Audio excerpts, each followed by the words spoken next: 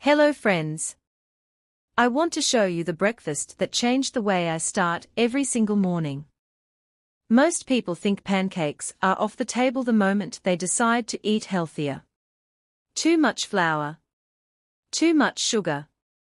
Too much of everything that spikes your blood sugar before 9 a.m. and leaves you reaching for something else an hour later. I thought the same thing.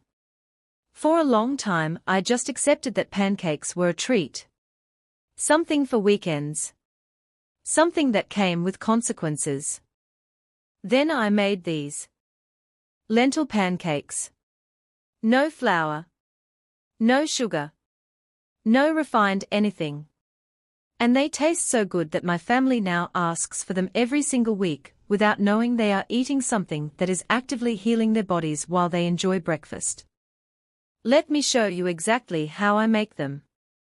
I start by soaking 1 cup of red lentils overnight. This is the only step that requires any planning. Everything else takes under 15 minutes the next morning. Soaking makes the lentils easier to digest, reduces the compounds that cause bloating, and creates a smoother batter. In the morning I drain and rinse them thoroughly.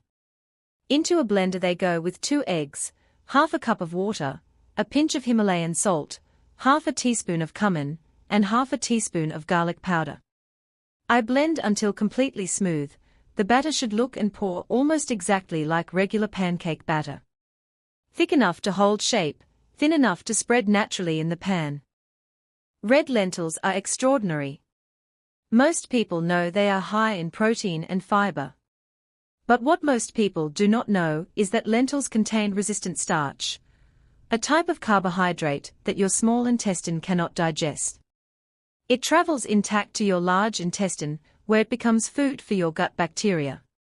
Every pancake you eat is simultaneously feeding your microbiome, slowing glucose absorption, and keeping you full for hours.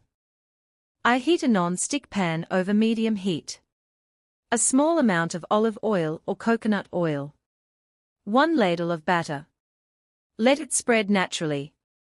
2 to 3 minutes until bubbles form on the surface and edges look set. Flip.